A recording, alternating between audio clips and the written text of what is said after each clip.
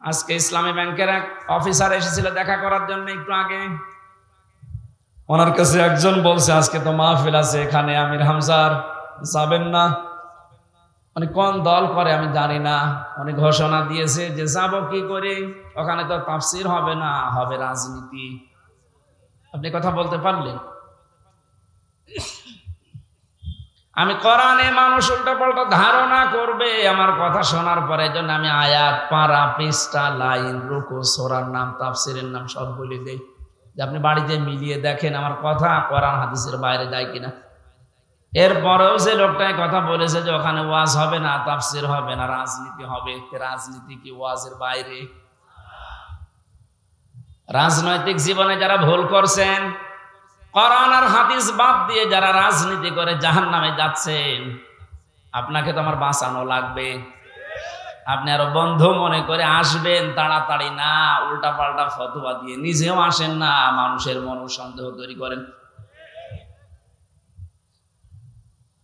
যিনি কথা বলেছেন তিনি ভুল পথে আছেন। আপনি এখন যদি তাওবা না করেন যে ওখানে গেলে রাজনীতি হবে, তাফসীর হবে না, আপনি যদি একথা সজ্ঞানে বলে থাকেন, আপনার ঈমান নষ্ট হয়ে গেছে।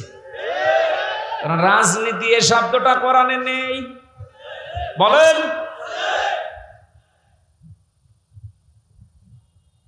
শুধু তাসবিহ আদায় করার জন্য, শুধুমাত্র নামাজ পড়ার জন্য, জিকির করার জন্য যদি আল্লাহ আমাদেরকে বানাতেন, তাহলে পুরা কোরআন শরীফে প্রায় 9 জায়গায় কথাটা আছে, সাব্বাহা লিল্লাহি মা ফিস সামাওয়াতি ওয়া মা ফিল আরদ। আসমান আর জমিনে যা আছে সব সৃষ্টিগুলো আমি আল্লাহর তাসবিহ আদায় করছে। তো মানুষকে সৃষ্টি করার পরে তারাও তাসবিহ আদায় করছে, কথা আল্লাহ কোরআনে দেয়নি। মানুষকে আল্লাহ কেন দিয়েছেন এই পৃথিবীতে? ইন্নী জাইলুন ফিল আরদি খলিফা, অবশ্যই জমিনে আমি প্রতিনিধি পাঠাবো, খলিফা। কি পাঠাবো? বলেন বলেন। তো কেন সৃষ্টি জগতের নাম বললেন? যে জমিন আসমানে যা আছে সবাই আল্লাহর তাসবিহ পড়ছে, আর মানুষ বানানোর আগেই তিনি বললেন আমি জমিনে পাঠিয়েছি খলিফা। এই আয়াত দুইটা সামনে রাখলে বোঝা যায় মানুষকে জিকির করার জন্য, তাসবিহ পড়ার জন্য আল্লাহ বানায়নি, আল্লাহ বানিয়েছে প্রতিনিধি হিসাবে। আপনি প্রতিনিধি হিসাবে যদি এসে থাকেন, আপনার যদি ওই যোগ্যতা না থাকে, তাহলে প্রতিনিধি আপনাকে অবশ্যই নির্বাচিত করা লাগবে। কথা বলেন না কেন? এই যে প্রতিনিধি নির্বাচিত করা লাগে, আল্লাহ যেটা করে দেখিয়েছেন, এই এদিকে তাকান, এই নির্বাচিত, নির্বাচন, এই শব্দগুলো কোরআনে কারিম থেকে নেওয়া।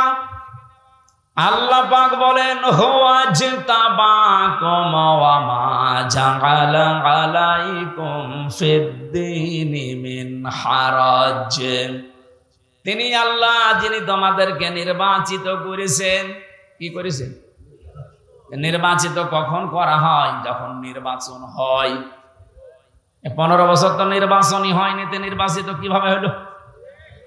তার মানে যারা ছিল সব অনির্বাচিত।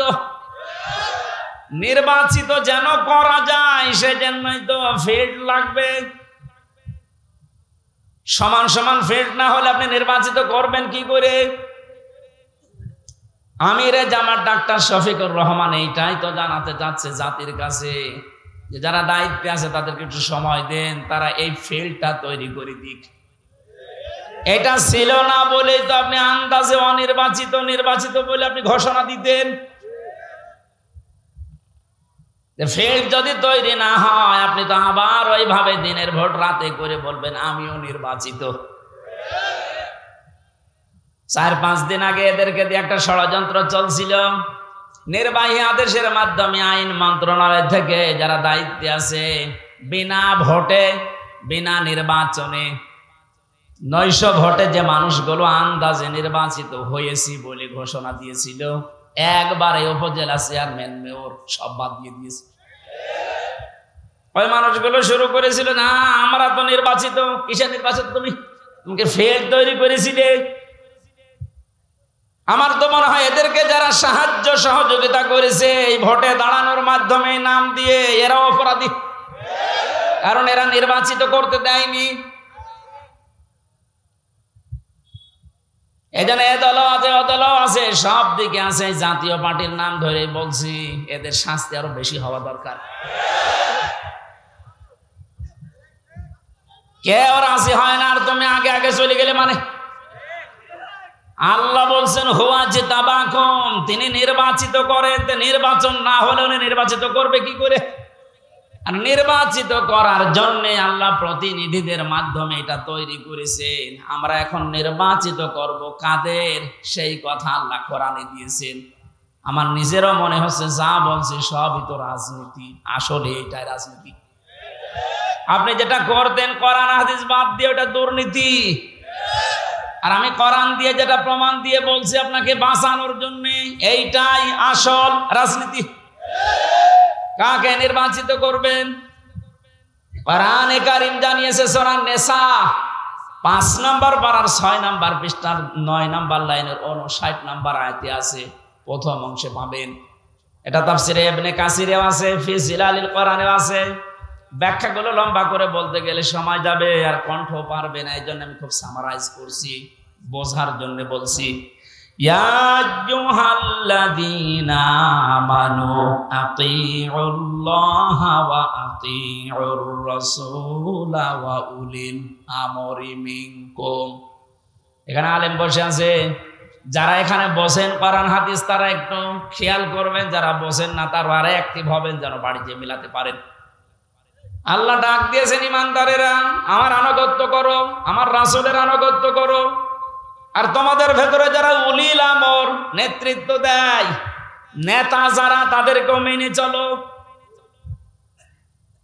প্রশ্ন আমার এখানে আতিউ, এটা ফেল ভার্ব, এটা ক্রিয়া।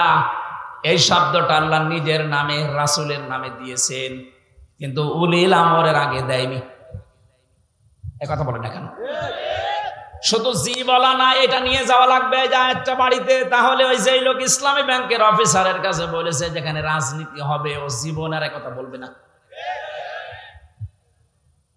আতিউ শব্দটা আল্লাহ নিজের নামে রাসূলের নামে দিলেন, উলিল আমরের আগে দেয়নি। কেন দেয়নি? কারণ আল্লাহ রাসূলকে মানা লাগবে, কোনো প্রশ্ন করা যাবে না। কথা বলে না কেন? কিন্তু উলিল আমর যদি মেনে চলতে হয়, যেহেতু ওনারা, আল্লাহকে তো আপনি এখানে পাচ্ছেন না, রাসূলকে পেয়েছিলেন কিন্তু এখন নেই, কিয়ামত পর্যন্ত তো উনি আসবেনও না, কিন্তু উলিল আমর তো আসবে। এই জন্য উলিল আমরকে যদি আপনি মেনে চলতে চান, দেখতে হবে উপরে বর্ণিত এই দুইটা আছে কিনা, আল্লাহ রাসূলকে ওই লোকটা মেনে চলে কিনা। আপনি যাকে নেতা মানবেন, যার নেতৃত্বে চলবেন, যাকে আপনি নির্বাচিত করবেন, আমি এই শব্দগুলোকে বানাচ্ছি। হুয়া জিতাবাকুম, এ জিতেবা মানে নির্বাচিত করা।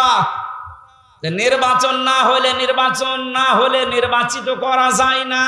আল্লাহ তাহলে নির্বাচনের মাধ্যমে নির্বাচিত করেছেন আমাদেরকে। কোটি কোটি মানুষেরা উম্মত হওয়ার জন্য আশা পেশ করেছিল, আকাঙ্ক্ষা, কিন্তু আল্লাহ তাদের বাছাই করেনি।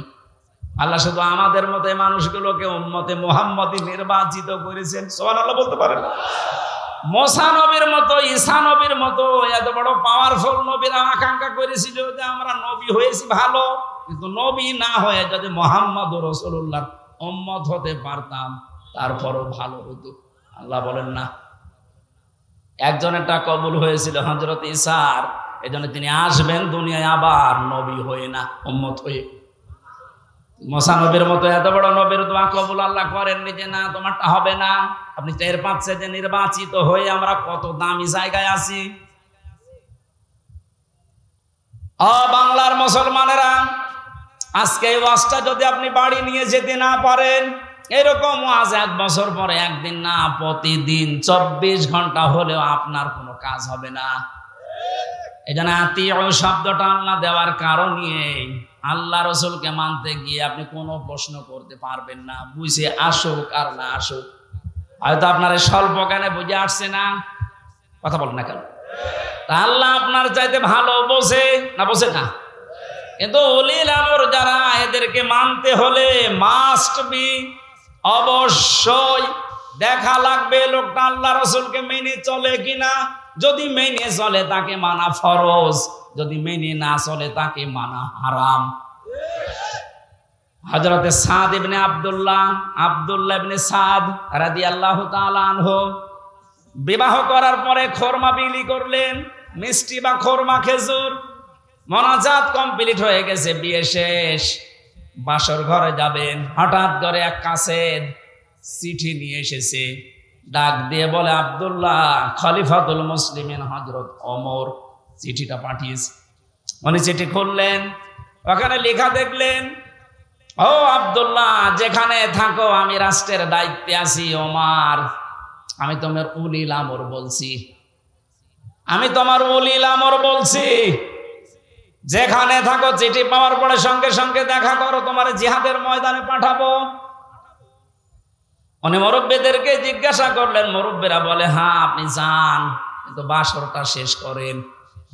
হযরত আব্দুল্লাহ ওই মজলিসে উঠে দাঁড়িয়ে কোরআনের কয়েকটা আয়াত পড়ে তাদেরকে জানিয়েছিলেন, ইয়া আইয়ুহাল্লাযীনা আমানু মা লাকুম ইযা ক্বিলা লাকুম ইনফিরু ফি সাবিলিল্লাহি সাকালতুম ইলাল আরদ আরাদিতুম বিল হায়াতিদ দুনিয়া মিনাল আখিরাহ ফামা মাতাউল হায়াতিদ দুনিয়া ফিল আখিরাতি ইল্লা কলিল।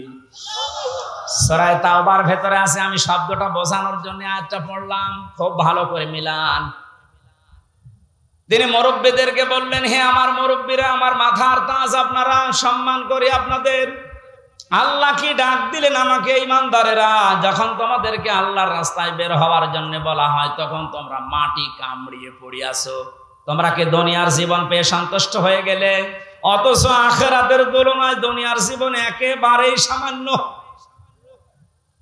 তার মানে এই ময়দানে আমাকে এখন পাঠাতে যিনি চাচ্ছেন উনি সাধারণ মানুষ না, উনি হচ্ছে উলিল আমর। কেন? হযরত ওমর যেহেতু আল্লাহ রাসূলকে মেনে চলে, জন্য ওমরকে মানা এই মুহূর্তে ফরজ।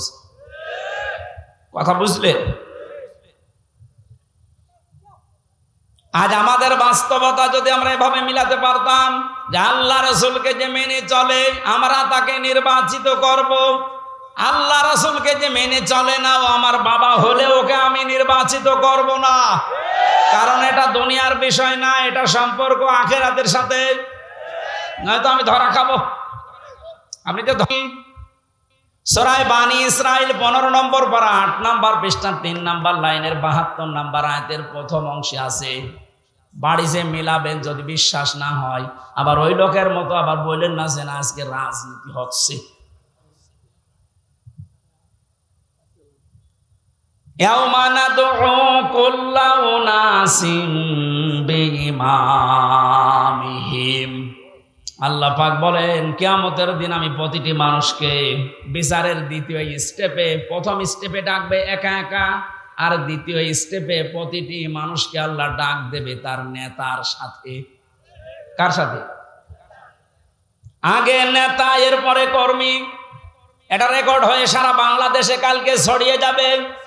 18 কোটি মানুষের দায়িত্ব নিয়ে এখন আমি বলছি, কান খাড়া করেন দেশের মানুষেরা। কোরআনের চোখ, হাদিসের চোখ লাগিয়ে দেখতে পাচ্ছি আপনি জাহান্নামে যাচ্ছেন। আপনার নিজের বিবেকের কাছে বলেন তো, কিয়ামতে প্রতিটি মানুষকে আল্লাহ যেহেতু তার নেতার সাথে তুলবে, যেই নেতার আদর্শ আপনি মেনে চলেন, যাকে নির্বাচিত করবেন বলে আপনি ভোট দেওয়ার সিদ্ধান্ত নিচ্ছেন, আপনি নিজে থেকেই বলেন ওই লোকটা যদি কিয়ামতে আপনার সামনে দাঁড়ায় আপনি তার পেছনে, আল্লাহ তো আগে ওকে দেখবে, এরপর আপনাকে। আপনার কি মনে হয় ওর যা অবস্থা, ওর যা চরিত্র, ওর যা সুরত সিরাত, ওরে দেখলে আল্লাহ মাফ করবে বলে মনে হয়? দেখলেন? অবশ্যই না, তো এখনই ধরা খাবে।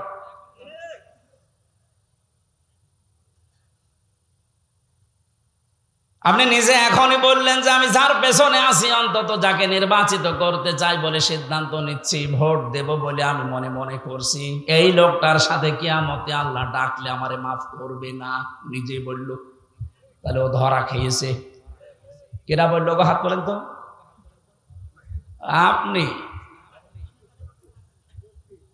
আপনি যেন ধরা না খান, এই জন্যই তো আয়োজন। রাজনীতি মনে করে আপনি আসলেনই না, আপনি তো ধরা আরো বেশি খাবেন। পাগলকে যদি বলা হয় নৌকা নাড়াবি না, ও বলে আমার মনে ছিল না। আরে ভাই, আমি তো আজকে কবরের ওয়াজ করবো বলে এসেছিলাম, আপনি কি মনে করে দিলেন? মনে যখন করেই দিয়েছেন, আপনাকেও বাঁচাতে হবে, আমারও বাঁচতে হবে। এই জন্য উলিল আমর মানার ক্ষেত্রে খুব সতর্ক। এটা দুনিয়ার বিষয় না, এটা রাজনীতি মনে করবেন না, এটা আপনার আখিরাত জড়িত। আল্লাহ, তুমি আমাকে যেভাবে বুঝিয়েছো কোরআনে কারীম, সবাইকে ওই সহজ ভাবে বোঝার তৌফিক দাও। তাহলে নির্বাচিত, এই শব্দটা কোরআনে আছে না নেই? তিনি নির্বাচিত করেন তোমাদেরকে তার দ্বীনের জন্য, এবং দ্বীনের উপরে চলতে গিয়ে যত বাধা আছে সব বাধাগুলো আল্লাহ নিজের থেকে দূর করে দেন। এই হুয়ার ফাইল আল্লাহ নিজে। জেলা আমির সাহেব যেটা ইঙ্গিত দিয়েছিলেন যে অনেকের ইমানে 15 বছরে প্রায় নড়বড়ে হয়ে গিয়েছিল, এটা জেলখানার অন্ধ প্রকোষ্ঠে থাকলে আরো বেশি হয়ে যায় অনেকের। আমারও প্রায় কি হচ্ছে, এত কিছু হয়ে গেল, কিছুই করেন আল্লাহ। আল্লাহ বলেন দ্বীনের উপরে যদি সত্যই টিকে থাকতে পারো, যত বাধা বিপত্তি ঝড় ঝাপটা আসবে আল্লাহ নিজে ওইটা দূর করে দেবে। এটা যে আল্লাহ নিজে দূর করে দিয়েছে। আমরা অনেকে মনে করছি ছাত্রদের কারণে, না, আল্লাহ নিজে দায়িত্ব নিয়ে এ পাথর সরিয়েছে। ছাড়া এ পাথর সরানোর জন্য শুধু ছাত্ররা না, আল্লাহ যদি নিজে দয়া না করতো কখনো এ জালেম পালাতো না।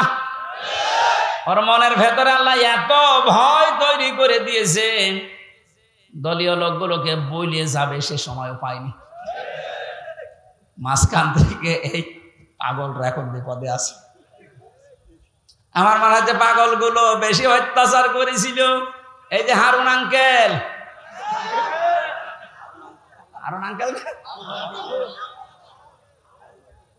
ওনার নাম এখন সারা পৃথিবীতে জানে, 3 ইঞ্চি। কি নাম দিয়েছে, মহিলারাও 3 ইঞ্চির খবর নেই। মেয়ে লোক সেও বলে 3 ইঞ্চি, ধরা পড়েছে। 5 তারিখের পর থেকে আজকের এই 31 তারিখ পার হয়ে আজকের 1 তারিখ পর্যন্ত বারবার ঘোষণা দেখেছে আমাদের অভিভাবক যিনি, শুধু বাংলাদেশের না, গোটা পৃথিবীর ইসলামী আন্দোলনের অভিভাবক তিনি এখন ডাক্তার শফিকুর রহমান। দূর থেকে উল্টা পাল্টা ধারণা করতে পারেন যে কি এমন উনি জেনারেল শিক্ষিত একটা ডাক্তার। আরে ভাই, তার ইখলাস জানেন, তার তাকওয়া জানেন, তার ইবাদতের খবর জানেন। আমি ছিলাম তার সাথে 4টা দিন। আমার তো মাঝে মাঝে মনে হয় পৃথিবীতে কেউ যদি জিন্দা ওলি দেখতে চায়, ওই আস্তালায়, গাছতলায়, বসতলায় যারা বসে আছে বটতলায়, ওরা আল্লাহর ওলি না। আল্লাহর ওলি দেখতে চাইলে আপনি ওই লোকটার দিকে তাকিয়ে থাকবেন, ওটা জিন্দা ওলি। তার ইবাদতের মারটা আপনি খোঁজ পাবেন না। এই যে সকালবেলায় এই 65 বছরের একটা মুরব্বী মানুষ সকাল বলতে রাত 4:30টার সময় ডাক দেয়। ওই সময় হাতে হ্যান্ডকাপ দিয়ে, পায়ে বেড়ি দিয়ে কোর্টে নিয়ে যাচ্ছে। তবে 1-2 কিলোমিটার না, এই কাশিমপুর থেকে একেবারে কোর্ট পর্যন্ত যাওয়া আসা করতে প্রায় 7-8 ঘন্টা সময় লেগে যায়। এত কষ্ট স্বীকার করে রাত 8টা, 9টা, 10টার সময় ওনারে নিয়ে আসতো। ওনার যেন দেরি হয়, যেন ওনার কষ্ট হয়। ঘরে আসার পরে দেখতাম, বলতাম মুরব্বী খাবার খাবেন না, ঘুমিয়ে পড়েন। আমার বলছে হামজা ঘুমাও। যত পাশেই ছিলাম মাঝে মাঝে জিজ্ঞাসা করতাম যে এত কষ্ট করে আসলেন, ঘুমাবেন না? আমারে বলছে ঘুমাও, আমি এখন কিছু সময় আল্লাহর জিকির করব, দরুদ শরীফ পড়ব। 2-2.5 ঘন্টা ঘুমিয়ে যে মানুষটা রাত 9:30, 10টার সময় কোর্ট থেকে এসে 2 ঘন্টা 2.5 ঘন্টা পর্যন্ত ঘুমিয়ে এরপরে তাহাজ্জুদের নামাজে হাফেজ কিনা আমি জানি না, যতটুকুই পড়তো এরপরে সেজদায় পড়ে যেত। 40-45 মিনিট 1 ঘন্টা দেখি সেজদায় পড়ে আছে। ভোর পর্যন্ত যার সাদা দাড়িগুলো, সাদা চুল সব সাদা হয়ে গেছে, টপ টপ করে পানি পড়তো, শুধু হাত তুলে সেজদার পরে বসে আছে। আমার তো সেজদা লাগে 1.5 মিনিট 2 মিনিট, আর ওনার সেজদা লাগতো 45 মিনিট 1 ঘন্টা, 1.5 ঘন্টা কেটে দিত এক সেজদায়। আমার 12 রাকাত তাহাজ্জুদ মিলে মাত্র 1.5 ঘন্টা ওনার এক সেজদায় চলে দিত। বাকি তাকওয়ার খবর তো বাস্তবে আপনি টের পাননি। প্রতি সোমবার বৃহস্পতিবার রোজা রাখার নিয়ম, কয়জন মহারথী আছে এখানে ওই আমল করে? সারাটা জীবনে আমল করতে করতে আসতেছে, খালি ধারণা করে দূর থেকে, হ্যাঁ কি জানে, এত ডাক্তার মানুষ, তার যে এলেমের বহর, একটা জেনারেল মানুষ হয়ে কোরআনে কারিম এরকম গভীর গভীর কথা বলা আমি বিশ্ববিদ্যালয়েও পাইনি। আরে ভাই, আমি তো ভার্সিটিতে শেষ করে আসলাম, আমাদের বহর তো আমি দেখেছি। ডাক্তার মানুষের কাছে থেকে কোরআনে কারিমের শব্দের এত গভীরে যেতে পারতেন, আমি দেখেছি বাস্তবে, যে জীবনে ওই রকম কথা আমি কোনোদিন শুনি নাই। অনার্স মাস্টার্স করেছিলাম, তো এক একটা শব্দ যখন বলতেন, এমন এমন শব্দের অর্থ নিয়ে আসতেন যে কোনোদিন কল্পনাও আসে না যে শব্দের ভেতরে থাকতে পারে। দিনের ওপরে চলতে গিয়ে কোন বাধা আল্লাহ নিজের থেকে দূর করে দেয়, রাখেন না, এটা আমি আগে জানতাম না, ওই সময় জেনেছি। আল্লাহ পাক বলেন, তোমাদেরকে যেহেতু আল্লাহ নির্বাচিত করেছে লক্ষ লক্ষ কোটি কোটি উম্মত থেকে, সুতরাং তোমাদের দাম কম না, অনেক বেশি। তোমাদের পরে ঝড় ঝাপটা বিপদ আপদ আসবে, আল্লাহ জানে, কিন্তু আসলে আল্লাহ থাকতে দেবে না, স্থায়ী হতে দেবে না। আল্লাহ নিজে দায়িত্ব নিয়ে ওই ঝড় ঝাপটা বিপদ আপদ তার নিজের দায়িত্বে দূর করে দেবে। আল্লাহ এইটাই করে দিয়েছে। এই কথা বলে না কেন? নাই তাই 15 বছরে কত মহারথী তো চেষ্টা করলো, সব চেষ্টায় প্রায় বিফল হয়ে গেছে। ছাত্র আন্দোলনের নামে যারা নেমেছিল, এ মানুষগুলোর সাথে মাস্ট বি আল্লাহ আবাবিল পাঠিয়েছিল। জালেমদের মনের ভেতরে আল্লাহ ভয় তৈরি করে দেন, এ দায়িত্ব কার? আরো জোরে। এটা তৈরি করেন কাদের কারণে? যে মানুষগুলোর ভেতরে ইখলাস আছে যত বেশি, তাকে দেখলে জালেমরা ভয় পায় তত বেশি। আমরা 15 বছর অনেক জালেমকে ভয় পেয়েছি তার অত্যাচারের কারণে, আর আমিরে জামাতকে এখনো জালেমরা ভয় পায় তার তাকওয়ার কারণে। বাংলার মুসলমানেরা, আমি যেটা বোঝানোর জন্য পর্যন্ত এসেছিলাম, শহীদ যারা হয় এদের নিয়ে যারা উল্টা পাল্টা ধারণা করেন, কোনোদিন এই মুখ দিয়ে কথা বলবেন না যে ওনারা মরে গেছে, এমনি না, ওনারা জীবিত, কিয়ামত পর্যন্ত শুধু জীবিত, এইটাই থাকবে। কিন্তু আমরা টের পাই না। এর পরের কথা আল্লাহ দিয়েছেন, মানুষ যেহেতু ধারণা করতে পারে, মুখে হয়তো বলে না, কিন্তু ধারণা করতে পারে যে মরে গেছে। আল্লাহ ধারণার উপর নোটিশ দিয়েছেন, ওয়ালা তাহসাবান্নাল্লাযীনা কুতিলু ফি সাবিলিল্লাহি আমওয়াতা বাল আহইয়াউন ইনদা রাব্বিহিম ইরযাকুন। সূরা আলে ইমরান 4 নম্বর পারা 11 নম্বর পৃষ্ঠা 9 নম্বর লাইনের 169 নম্বর আয়াত। এটা তাফসীরে কাবীরে পাবেন। আল্লামা ফখরুদ্দিন রাজি রহমাতুল্লাহ আলাইহি ব্যাখ্যা করতে গিয়ে লিখেছেন, ওই পৃথিবীর মানুষেরা মুখ দিয়ে তো বলবেই না, অন্তরে যেন এই ধারণাও কোনোদিন না আসে যে শহীদরা মরে গেছে। এটা ধারণাও করা যাবে না। বালাহিয়াউন, বরং তারা জীবিত, বরং তারা কি? আরো জোরে। ইনদা রাব্বিহিম ইরযাকুন, তারা তাদের রবের কাছে খাবার খাচ্ছে। শহীদ আবু সাঈদের বাড়িতে গিয়েছিলাম, যে গরিব মানুষ, 6টা ছেলে ওনার, এটাই ছোট। ওনার বাবা মারে বলছিল, যে অবস্থায় ওদের বাড়ি ঘর দেখলাম, আমার মনে হয় 3 বেলা পেট পুরে খাবার খাওয়ার মতো পরিবার না। আল্লাহ তার জীবনটা এত বেশি পছন্দ করেছিলেন, সাধারণভাবে মরণ দেয়নি, এত সাহস তার বুকের ভেতরে দিয়েছিলেন জালেমদের সামনে জীবনটা দিয়ে শাহাদত বরণ করে কিয়ামত পর্যন্ত জান্নাতি খাবার খাবে। কোন সন্দেহ নেই যে কিয়ামত পর্যন্ত আল্লাহ খাওয়াবে। কারণ যেহেতু মরে না, জীবিত থাকে, আর জীবিত থাকলে খাওয়া লাগে, খাওয়া লাগে না? আর খেলে রক্ত গোশত তৈরি হয়, খাবার খেলে মানুষের রক্ত গোশত তৈরি হয়। ওই দিন আমার মাহফিল দিন রাতের বেলা গিয়েছিলাম, ওখানে রাত 9:30টার পরে অনুষ্ঠান ছিল আমার গাইবান্ধার গোবিন্দগঞ্জে।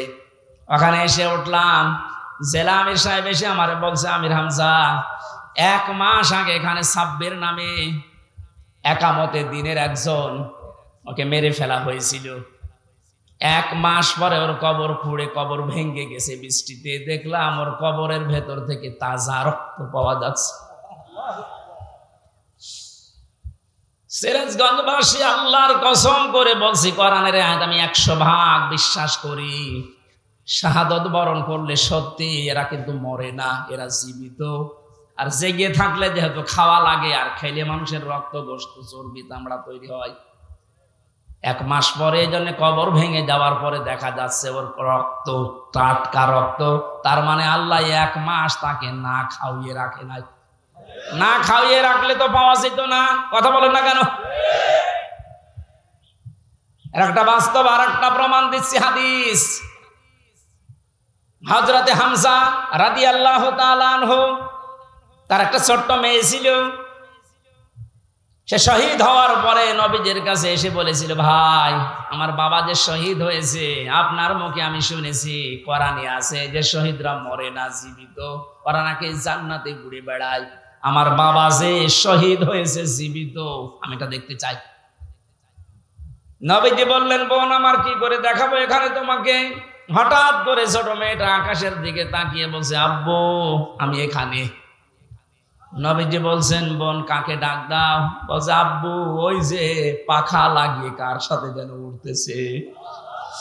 বিশ্ব নবী বলেন, বোন আমার, ওটা দুনিয়া না, ওটা জান্নাতের ভেতরে তোমার বাবা জান্নাতের পাখি হয়ে উঠতেছে। এই লোকটাকে 70 টুকরা করা হয়েছিল। এক লজ্জা স্থান কেটে 3 টুকরা করেছে। বিভিন্ন জায়গায় ছড়িয়ে ছিটিয়ে দিয়েছে, উহুদের ময়দানে, পাহাড়ি এলাকায়। সাহাবায়ে কেরাম তার লাশ টুকরা টুকরা গুলো এনে যখন এক জায়গায় করলেন, কয়েকটা টুকরা আর পাওয়া যায়নি, এমন দূরে দূরে তারা ফেলে দিয়েছে। নবীজি নিজের চাদরটা দিয়ে হযরতে হামজাকে ঢেকে দিলেন। মাথা থেকে হাঁটু পর্যন্ত ঢেকেছিল, হাদিস এটা, পার বেরিয়ে থাকে, ঢাকা যায় না। আল্লাহর নবী মুহাম্মদুর রাসূলুল্লাহ নিজে সাহাবীদেরকে দিয়ে পাহাড়ি এলাকার লতা পাতা দিয়ে তার পাটা ঢেকে দিলেন, কবরে রাখলেন। যেহেতু জানাজ, তার জন্য কাফন দাফনের জন্য ধোয়ানোর কোনো লাশ ধোয়ানোর সিস্টেম নেই। শহীদরা মরে গেলে ধোয়ানো লাগে না, যেভাবে ইন্তেকাল করবে, শাহাদত বরণ করবো, ওইভাবেই কবর দেওয়া লাগবে। কারণ কিয়ামতের দিন উনি ওইভাবে আল্লাহর সামনে উঠে দাঁড়াবে। আপনি যদি দেখবেন আবু সাঈদ কিয়ামতে যখন উঠবে, 4টা গুলি লেগেছে যেখানে যেখানে, ওইটা নিয়ে দাঁড়াবে ঠিক ওইভাবে। আল্লাহ জিজ্ঞাসা করবে, আবু সাঈদ তোমার শরীরে এতগুলো গুলি, রক্তের দাগ কেন? বলবে, আমি জালেমদেরকে হটানোর জন্য, মানুষের অধিকার প্রতিষ্ঠার জন্য চেষ্টা চালিয়েছিলাম। শেষ পর্যন্ত জালেমরা আমার বুকে, আমার পেটে, আমার মুখের উপরে গুলি লাগিয়েছে।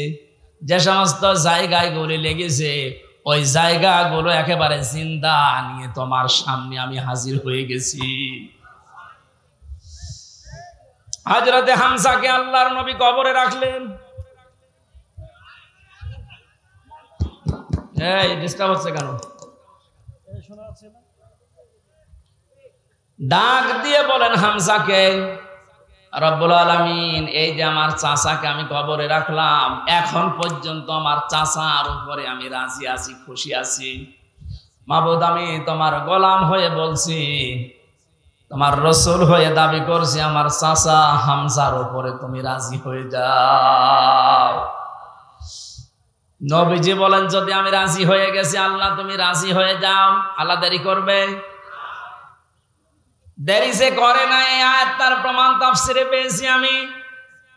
ওনাকে কবর দেওয়ার 30 বছর পর কবরটা ভেঙে গিয়েছিল। মদিনা একটা ঢল হওয়ার কারণে দেখে রক্ত ভেসে আসতেছে পানির ভেতরে।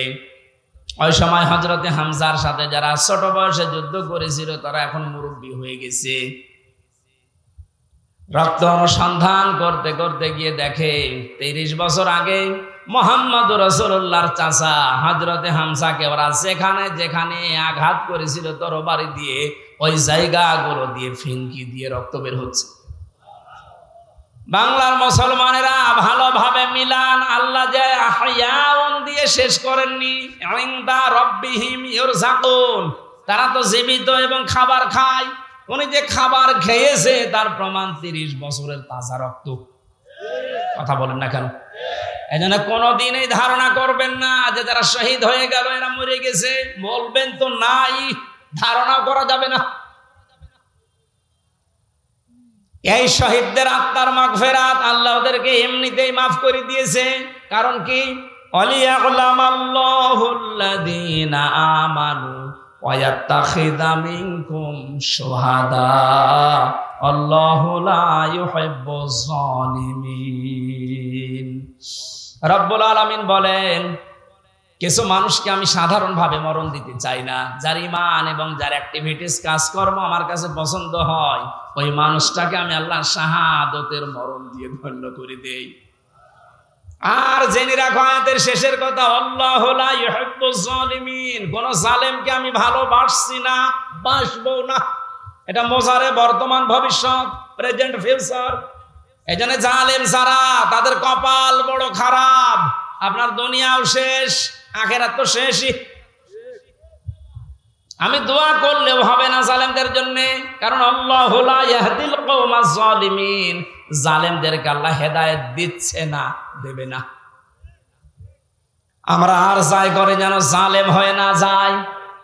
এই শব্দটা যেহেতু খুব গুরুত্বপূর্ণ, জালেম। আজ অনেক জালেম বিদায় নেওয়ার পরে এখন অনেকে নব্য জালেম হওয়ার জন্য চেষ্টা চালাচ্ছে। গতকালকে চুয়াডাঙ্গার একটা খবর শুনলাম, আমি কোরআনের আয়াতের সাথে মিলিয়ে আশ্চর্য হয়ে গেছি। জালেম বিদায় নিল, এ জালেম আসলো কোত্থেকে? সূরা বাকারার 114 নম্বর আয়াতটা। এই এদিকে তাকান। অমান আযলামু মিম্মান মানাআ মাসাজিদাল্লাহি আইয়ুযকারা ফীহা ইসমুহু ওয়া সাআ ফী খারাবিহা ইলা আখির আয়াত। ওরা কোরআনে কারীম থেকে দার্স দিচ্ছিল, এক জালেম এসে বলছে এটা বন্ধ করো, এটা মসজিদের ভেতরে রাজনীতি চলবে না। আমি মিলিয়ে দেখলাম কোরআনে কারীমের আয়াত আল্লাহ মনে হয় ওর নাম দিয়েই নাযিল করেছে। আমান আযলাম, আল্লাহ বলেন বড় জালেম দেখতে চাও? আমি আল্লাহর দৃষ্টিতে সবচাইতে বড় জালেম ওই লোকটা মিম্মাম মানাআ মাসাজিদ আল্লাহ, যে লোকটা আল্লাহর মসজিদের ভেতরে নিষেধ করে আইয়ুযকারা ফীহা ইসমুহু, তার নামের জিকির করতে, তার নামের আলোচনা করতে আল্লাহর ঘর মসজিদে যারা নিষেধ করে এরা আল্লাহর দৃষ্টিতে বড় জালেম। আমরা মনে করছি জালেম হয়তো বিদায় হয়ে গেছে, না, এখনো নব্য জালেম তৈরি হচ্ছে। এজন্য জালেম যদি কেউ হয়ে থাকেন, বুঝে হন আর না বুঝে হন, থামেন, আপনার কপালে আগুন লাগবে।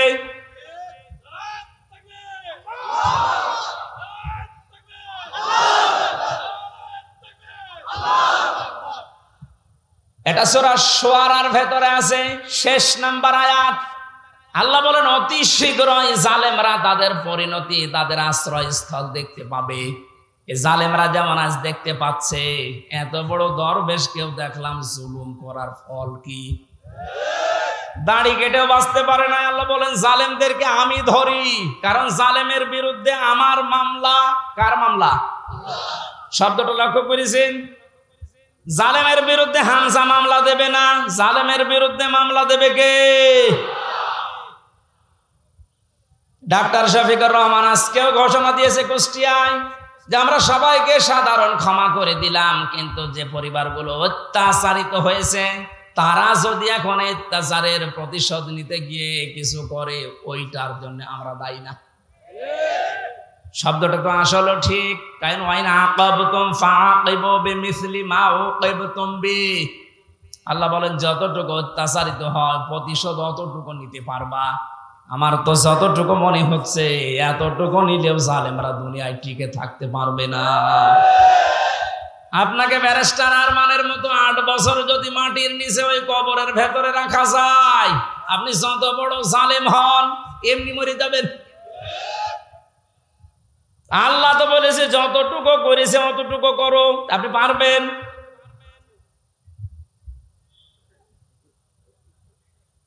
আমার উপরও যতটুকু অত্যাচার হয়েছিল, আমি চাই যাদের দ্বারা হয়েছে, যে মানুষগুলোর ইঙ্গিত হয়েছে, আমি ওই মানুষগুলোকে অতটুকু না করে ছাড় দেব না। যে যা বল বলুক গা। এখন যদি না মাফ করে দেন, না কিসের মাফ?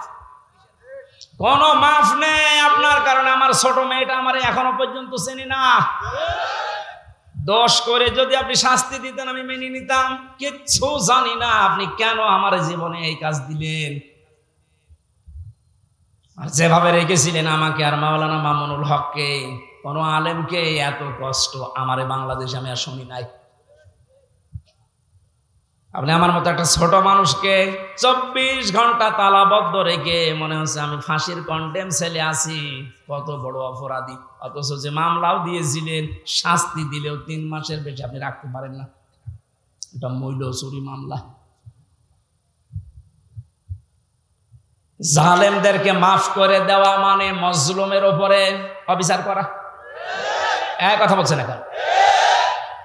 সারা বাংলাদেশের 18 কোটি মানুষকে যদি আয়না ঘরের সাথে যারা জড়িত ছিল, সে যেই কয়জনই হোক, যারাই জড়িত এর সাথে, এদেশের 18 কোটি মানুষ যদি মাফ করে দেয়, ব্যারিস্টার আরমানের বউ মাফ করবে না? আপনি ওই জায়গায় থাকলে আপনারও মনে হয়তো না আমি মাফ করবো না। আপনি যদি প্রথমেই বলে দিতেন যে তাকে আমরা মেরে ফেলেছি, মেয়েটা অন্য জায়গায় বিয়ে করতে পারতো। এক কথা বলছেন এখন।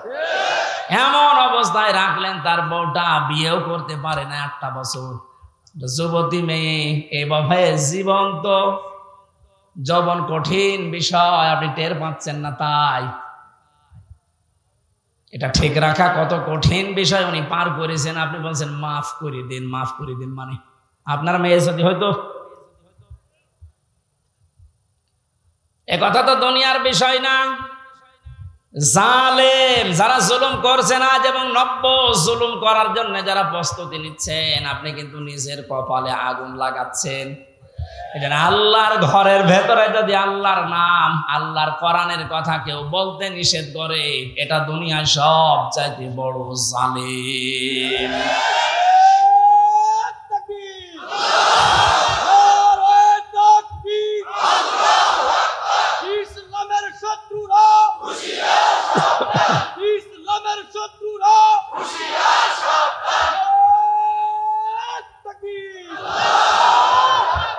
এবার একটা কঠিন আয়াত বলছি, খুব ভয়ঙ্কর। এটা আমি যে জালেম জালেম জালেম বলছি বারবার, কেন জানেন? কারণ জালেমদের বিরুদ্ধে আল্লাহ নিজে অভিযোগ দায়ের করবেন, নিজে মামলা ঠুকে দেবেন।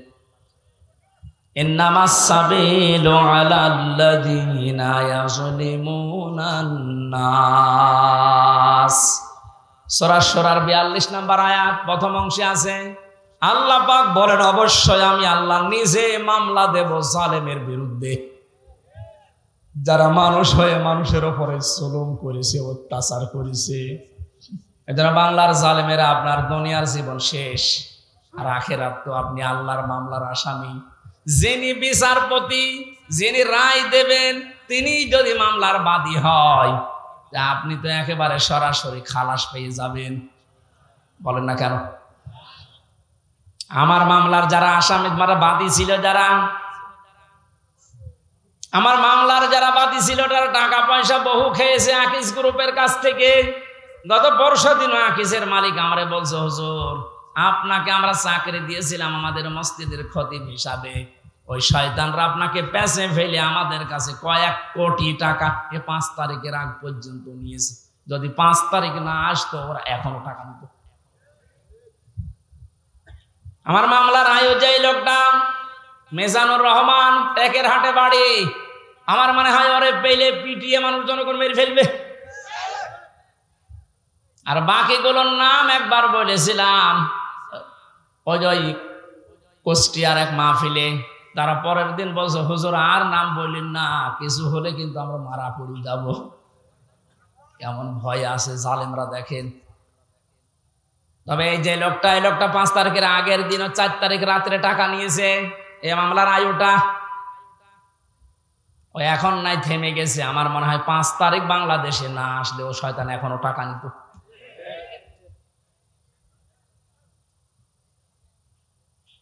আপনারা তো আল্লাহর মামলার আসামি, আমার মামলা গত বৃহস্পতিবারে সব ঢিসমিস হয়ে গেছে, খারিজ করে দিয়েছে। বিচারপতি দেখে বলছে এটা মামলা হইলো 5 তারিখের আগে, বলতো এটা কিছু করা যাবে না। 5 তারিখের পরে এখন এই বৃহস্পতিবারে ও নিজে দেখে বলছে কি বিচার করব, কোনো মাল নেই। অনেক নিজে পড়ে পড়ে দেখছে, বলছে কোনো মাল ম্যাটারেস নেই, কি দেখে বিচার করবো, যা সব বাদ। আমাদের সবাইকে খালাস দিয়ে দিয়েছে। এই যে খালাসি যখন দিয়ে দেবেন, 3 বছর আপনি বিনা কারণে জেল খাটালেন, কোন কারণে? খালাস দেওয়া মানে কি?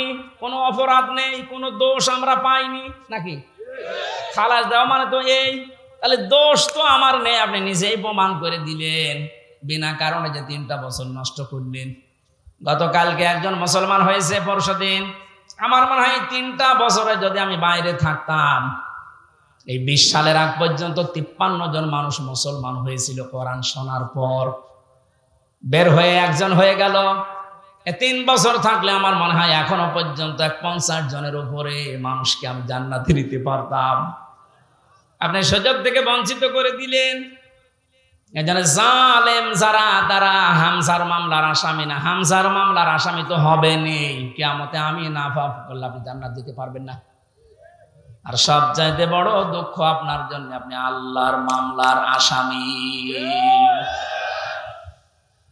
আল্লাহ আমাদের হেফাজত করুন জালেম হওয়া থেকে, বলেন আমিন। আমিরে জামাত শুধু একবার একটু ইঙ্গিত দিয়েছে, এক জালিমের হাত থেকে মুক্তি পেয়েছি, আর কোন জালেম যেন আমাদের মাথার উপরে বসতে না পারে। আর অনেকের এখন দেখছি চুলকানি আরম্ভ হয়ে গেছে। কোন কারণ আপনার চুলকানি আসবে? আপনি কি জালেম? তার মানে আপনি নিজের থেকেই মনে মনে ভাবছেন যে আমি এগুলো করছি, সামনেও করব। আপনিও জালেম। ঠাকুর ঘরে কে রে? আমি তো কলা খাই।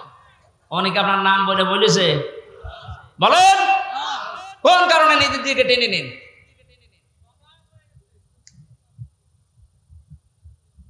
পাপ যদি পূর্ণ হয়ে যায় তখন কিন্তু আল্লাহ আর ছাড় দেয় না। ওয়ালা ইয়াহসাবান্নাল্লাযীনা কাফারু আন্নামা নুমলি লাহুম খায়রুল লিআনফুসিহিম ইন্নামা নুমলি লাহুম লিয়াজদাদু ইসমা ওয়া লাহুম আযাবুম মুহিন। কাফেররা ধারণা করে আমাদের চেয়ার যে বসে আছি, ক্ষমতার চেয়ার, এর নরম চড়ন নেই, এটা মনে হয় আল্লাহ ভালোবেসে আমাদেরকে দিয়েছে। আল্লাহ বলেন না, ওরা মনে করে আমাদের কল্যাণের জন্য চেয়ার, আমরা যা করছি সবই তো বৈধ। আল্লাহ বলেন তোদেরকে তোদের পাপের বোঝাটা পরিপূর্ণ করার জন্য আমি আল্লাহ চেয়ারে বসিয়ে রেখেছি। ওরা সর্বশেষ পাপের বোঝা পরিপূর্ণ করেছে ইসলামী আন্দোলন, একামতে দিন, জামাত ইসলামকে নিষিদ্ধ করার মাধ্যমে। এটা না করলে পাপের বোঝা পরিপূর্ণ হচ্ছিল না। যেই শয়তানগুলোর পরামর্শ এটা করেছিল, শয়তান এখন সব ডিম খাচ্ছে, সবগুলো ডিম খাচ্ছে, পচা ডিম। কথা বলে না কেন? লিয়াজদাদু ইসমা, ওদের পাপের বোঝা 5 তারিখের আগ পর্যন্ত পূরণ হয়নি। যেই করেছে 1 তারিখে, 4 তারিখের ভেতরে আল্লাহ সব কমপ্লিট করে দিয়েছে। আল্লাহুম আযাবুম মুহিন, ওদের জন্য অপমানজনক শাস্তি। এর চাইতে আর কত অপমান হবে বলেন? বলছিলেন না জেলা আমির যে কেক মারছে, আমার মনে হয় আমরাও সুযোগ পাচ্ছি না। সুযোগ পেলে আমরাও 2-1টা দিতাম, কারণ আপনারা যা করেছেন আমার সাথে। কম বেশি এই দেশে যদি 10 জন আলেমকে পরিস্থিতির দিক থেকে, এলেম আমল না, শুধু পরিস্থিতির দিক থেকে 10 জন মানুষকে সারা বাংলাদেশে চেনে, তার ভেতরে আমি একজন। পেটের ভেতর থেকে শুনতে শুনতে আসে যে হামজা বলে একজন আছে। গাড়িতে আসার সময় মায়ের কোলে বসে বসে কি খাচ্ছে, চিপস খাচ্ছে, আর বলছে ওই যে হামজা যাচ্ছে। তার মানে ও পেটের ভেতরে শুনে এসেছে যে হামজা নামে একজন আছে। এইরকম একটা পরিচিত মানুষের সাথে আপনি আমার মাজায় দড়ি দিয়ে, মায়ের ভেতরে বেড়ি দিয়ে, তাও ডান্ডা বেড়ি, হাতের ভেতরে আপনি হ্যান্ডকাপ দিয়ে, কালো কাপড় দিয়ে চোখ বেঁধে আপনি 11 ঘন্টা টাঙিয়ে রাখলেন, আপনি মানুষ। আবার যখন দড়ি দিয়ে টেনে নিয়ে যেত আদালত প্রাঙ্গণে, মনে হতো যে ছাগল টেনে নিয়ে যাচ্ছে। আর কয়েকতলা আছে তো, ওই অন্য জায়গা থেকে একে অন্যের সাথে তাকিয়ে টিপ্পনি কাটতো, ঠিকই হচ্ছে। এবার আমরাও বলি যে ঠিকই হচ্ছে। আপনি সব বলেন, আপনি সব বলেন।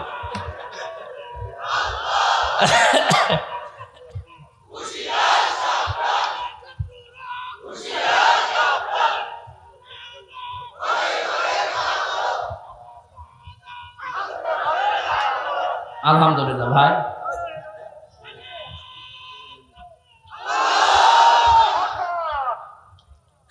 আমাদের মুরব্বী আমাদের মাথার তাজের কথা মতো আপনাদেরকে আমরা মাফ করে দিলাম, কিন্তু আপনারা যা করেছেন, কোরআন হাদিস পড়ে যা বুঝছি, আল্লাহ আপনাদের মাফ করবে না, আল্লাহ নিজে আপনাদের বিরুদ্ধে মামলা দেবে। জালেম যারা এবং জালেম এখন যারা নতুন করে হচ্ছেন, আপনারা আল্লাহর মামলার কেসের আসামি।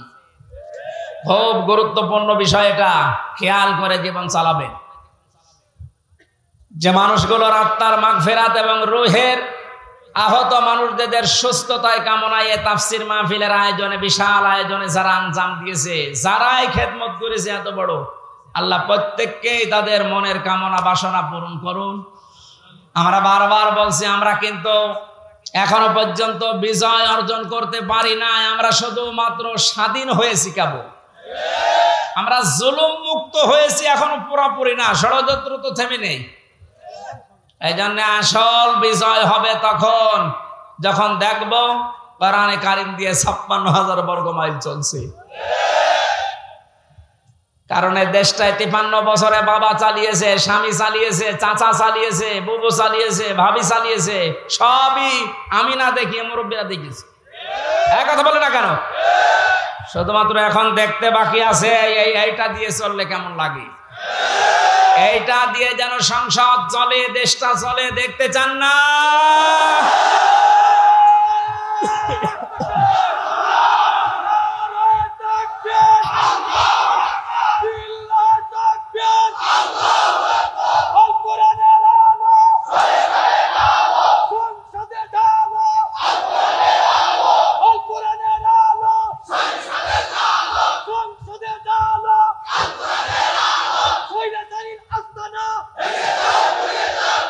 আলহামদুলিল্লাহ।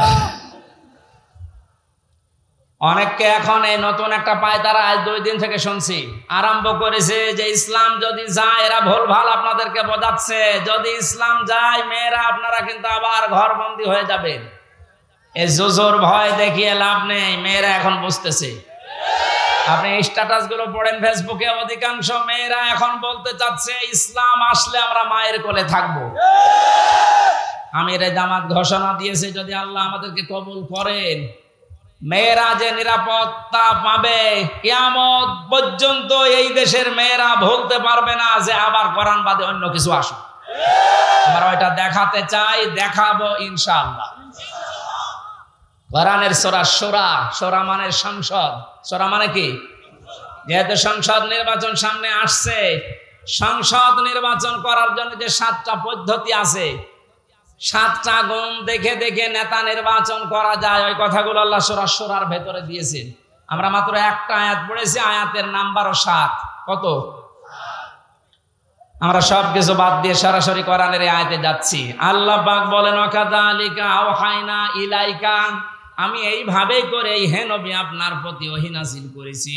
এই আয়াত নাজিল করা দেখে বোঝা যাচ্ছে এর আগে আল্লাহ বিভিন্ন নবীদের উপরে ওহী দিয়েছিলেন নাকি? ধারাবাহিকতায় বিশ্ব নবীও পেয়েছেন। আল্লাহর নবীকে আল্লাহ যেটা দিলেন কুরআনান আরাবিয়্যা, নবীকে যে আল্লাহ ওহী দিয়েছেন তার নাম আরবি কোরআন। কি কোরআন? এই ভাষাটা যেহেতু আমাদের মাতৃভাষা না, এই জন্য আমাদের কাছে একটু কঠিন লাগে, কিন্তু পৃথিবীতে সবচাইতে সহজ ভাষা আল্লাহ জানিয়েছেন আরবি ভাষা। ওহী যেহেতু কোরআনে কারীম আরবি ভাষায় এসেছে, মুসলমানেরা আমাদেরকে এখন ইমানের দাবি অনুযায়ী আরবি ভাষায় শুদ্ধ করে কোরআন শিখতেই হবে, মাস্ট বি। আমি অনেক পীর সাহেবের মুরিদ, অনেক ইসলামী আন্দোলনের ভাইদেরকেও দেখেছি কোরআনে কারীমের কাছে যে ওরা দুর্বল। শুদ্ধ করে কোরআন পড়া বোঝার যে সিস্টেমগুলো চালু আছে, এটা 100 ভাগ এখন আমাদের ফলো করা লাগবে। আমি যতটুকু দেখতেছি প্র্যাকটিক্যাল লাইফে, যে রিপোর্টগুলো পূরণ করা হয়, প্রতিদিন 3 আয়াত 5 আয়াত 10 আয়াত আপনি যা পড়বেন শুদ্ধ করে পড়বেন, বুঝবেন এবং এটা লিখে রাখবেন।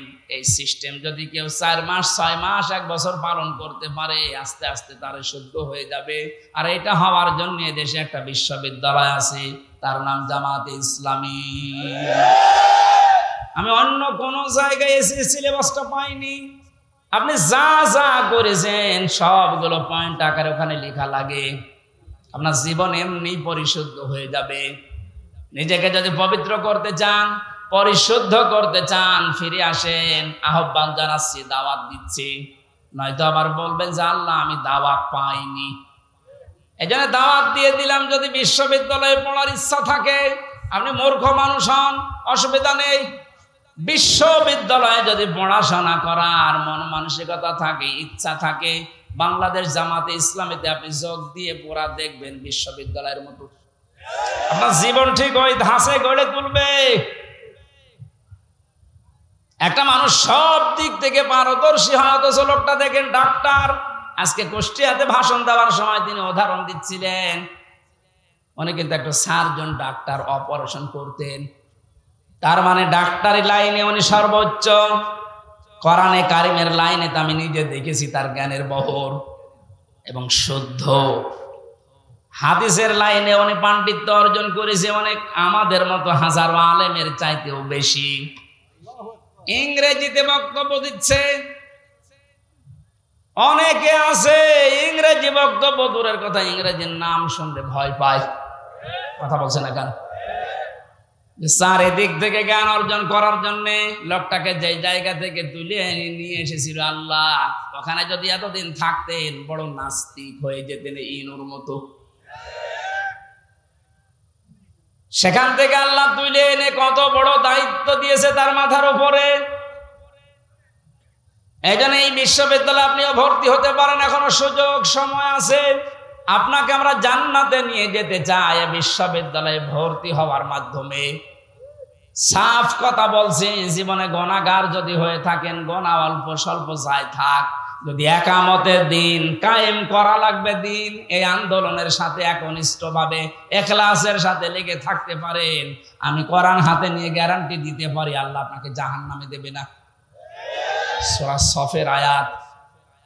আবার বলছি, ইসলামী আন্দোলন যদি দুনিয়ায় করেন, একামতের দিন কায়েম করার জন্য ইখলাসের সাথে অ্যাক্টিভিটিস নিয়ে যদি ময়দানে থাকেন, কায়েম হলে ভালো, না হলেও আপনার অসুবিধা নেই।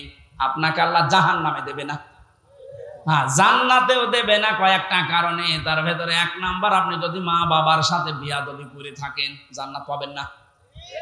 আর এই বিশ্ববিদ্যালয়ে আসলে মা বাবার সাথে বিয়াদবি করার কোনো রাস্তা খোলা নেই।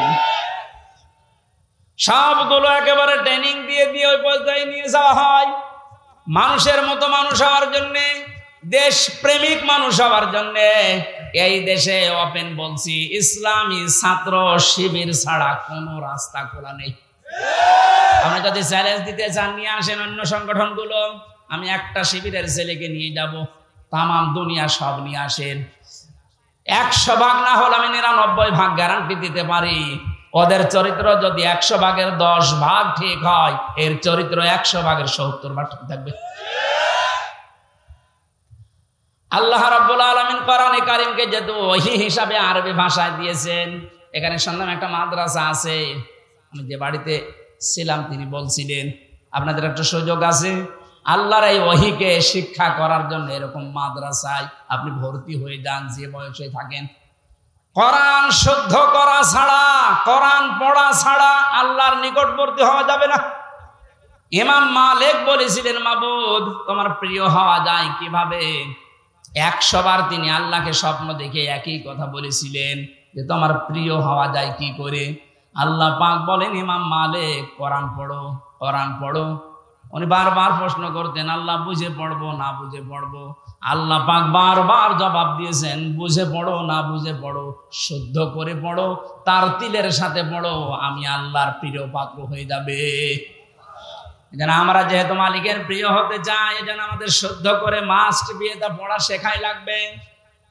আল্লাহ রাব্বুল আলামিনের পরে বলেন, লিতুনদিরা উম্মাল কুরা ওয়া মান হাওলাহা। হে নবী, এই কোরআন দিয়ে আপনি মক্কার এবং মক্কার আশেপাশে যা আছে, এই আশপাশ বলতে তামাম দুনিয়া বুঝিয়েছেন আল্লাহ। তাফসীর ইবনে কাসিরে লিখেছে, ওমান হাওলাহা মানে সমগ্র পৃথিবী। সুতরাং এখন নবী নেই, উনি থাকলে এই কাজটা করতেন। সৌদি আরব থেকে বাংলাদেশে এসে আপনাদেরকে সতর্ক করতেন। এই সতর্ক বাণী পড়া কোরআন শরীফে আছে 500টা। কয়টা? সবচাইতে বেশি যেই বিষয়টা দিয়ে মানুষ সতর্ক হতে পারে তার নাম কিয়ামত। কারণ এইটার জবাবদিহিতা যতদিন পর্যন্ত আপনি উপলব্ধি করতে না পাবেন যে কিয়ামত হবে, আল্লাহ বলেন, তুনজিরা ইয়াউমাল জামিউ লা রাইবা ফি। ওই দিন সম্পর্কে সতর্ক করো যেদিন সম্পর্কে কোনো সন্দেহ নেই, সন্দেহের অবকাশ পর্যন্ত নেই। মানুষের জীবন পরিচ্ছন্ন হওয়ার জন্য 8টা মাধ্যম আছে, তার 1 নাম্বার মাধ্যম এইটা যে যত বেশি জবাব দিতে হবে, আল্লাহর দরবারে দাঁড়াতে হবে, এরকম টেন্ডেন্সি যত বেশি তৈরি করবে তার জীবন তত বেশি পরিচ্ছন্ন হবে। খলিফাতুল মুসলিমিন হযরত আবু বকর সিদ্দিক রাদিয়াল্লাহু তাআলা আনহুকে তার স্ত্রী উম্মে রোমানা ডাক দিয়ে বললেন, স্বামী আমার, বাইতুল মালে যিনি দায়িত্বে আছে খাজানচিতে, অর্থমন্ত্রীকে আপনি বলেন আগামী মাস থেকে যেন আগামী মাসের যে বেতন আছে ওটা যেন অ্যাডভান্স আমাদেরকে দিয়ে দেয়। উনি বললেন, কেন? ছেলে আপনার পায়েস খেতে চেয়েছে, পায়েসের টাকা আমাদের কাছে নেই। চলে গেলেন বাইতুল মালে, ডাক দিয়ে বললেন, আমার কিছু টাকা পয়সা লাগবে, যেহেতু এ মাসের টাকা আমি নিয়ে নিয়েছি, আগাম মাসের টাকা আমার অ্যাডভান্স দিয়ে দেন। বাইতুল মালে যিনি দায়িত্বে ছিলেন তিনি ওই রকমই তেল মারা মানুষ না। তিনি ডাক দিয়ে বললেন, খলিফা, টাকা আমি আপনাকে আগাম মাসের দিতে পারি, আপনি আগামী মাস পর্যন্ত বেঁচে থাকবেন, ওইটা লিখে দেন। উনি বলছে, টাকা আমার লাগবে না। বাড়িতে যে স্ত্রীকে বলছে, স্ত্রী আমি পারলাম না, আমাকে এই কথা শুনিয়েছে। স্ত্রী ধৈর্যশীল ছিলেন, ধৈর্যশীলা বললেন, ঠিক আছে, আপনি যখন পারলেন না, যেভাবে চলছে সংসার চলতে দেন। 15 দিন পর তিনি পায়েস রান্না করে দিয়েছে। হযরতে আবু বকর বললেন, স্ত্রী পেলে কোথায়? আপনাকে বলেছিলাম, আপনি তো অপারগতা প্রকাশ করলেন, আপনি পারেননি। আমি প্রতিদিন 1 মণ 1.5 মণ করে তুলে রাখতাম এই আটা চাউল যাই বলেন। এই 15 দিন তুলতে তুলতে প্রায় 2 কেজি হয়ে গেছে।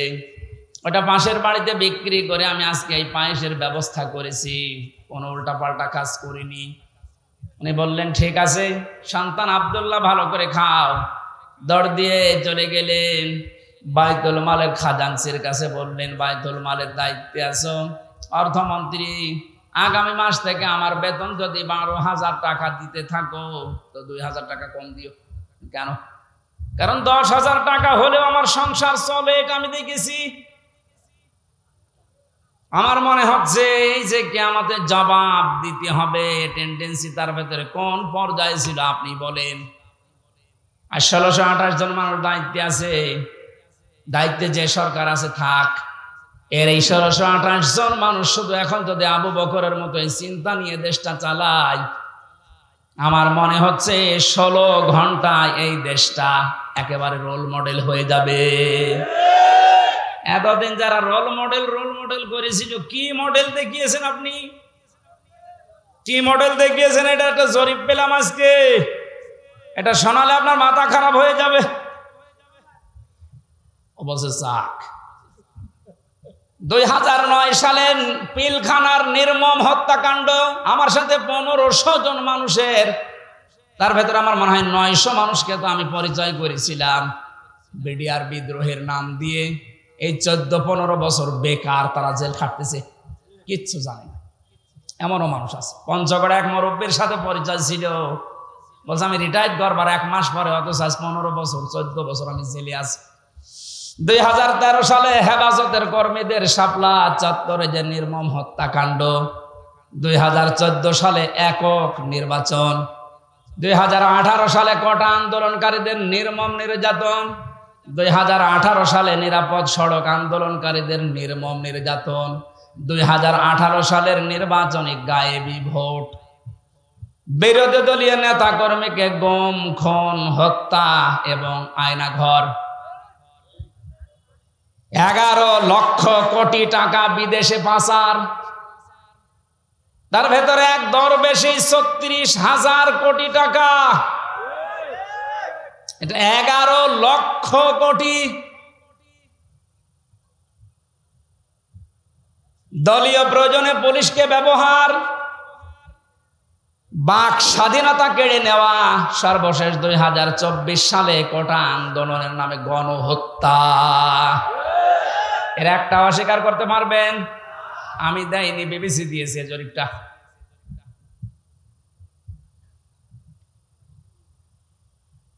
এই জন্য তো বলছি 1628 জন মানুষ যদি এই বাংলাদেশে এখন হযরতে আবু বকরের এই মন নিয়ে দেশটা চালাতে পারে, আন্দাজে উল্টা পাল্টা টার্গেট দেওয়া লাগবে না।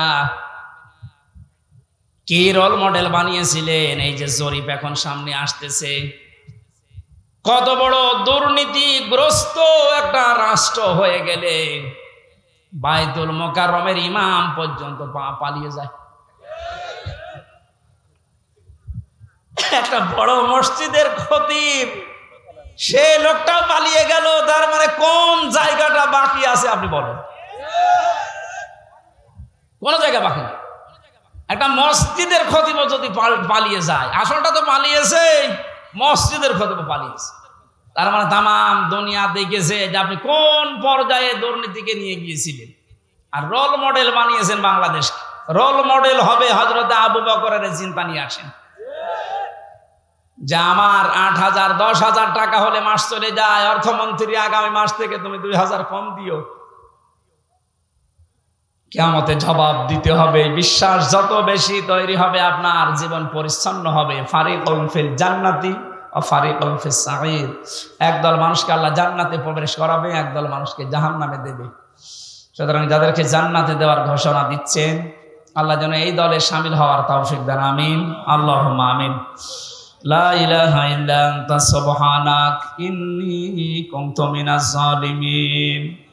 ও মাবুদ, কোরআনে কারীমের কথাগুলো শোনার জন্য মানুষগুলো এত পাগল, এদের উপরে তোমার খাস রহমত নাজিল করে আল্লাহ। এই আয়োজনে যদি খুশি হয়ে সওয়াব দিয়ে থাকো, আমাদের নবীজির রওজায় পৌঁছিয়ে দাও। তামাম দুনিয়ার মাঠের নিচে যত মানুষ ঘুমিয়ে গেল, আল্লাহ মাফ করে দাও। যে সমস্ত শহীদদের আত্মার মাগফিরাত এবং অসুস্থ মানুষদের সুস্থতায় কামনায় এই মাহফিলের আয়োজন, আল্লাহ তুমি সব দেখতে পাচ্ছ, সব শুনতে পাচ্ছ। ওদেরকে তুমি শাহাদাতের উচ্চ মর্যাদা দান করো। আহতদের তুমি শেফায়ে কামেলা জেলা নসিব করে দাও।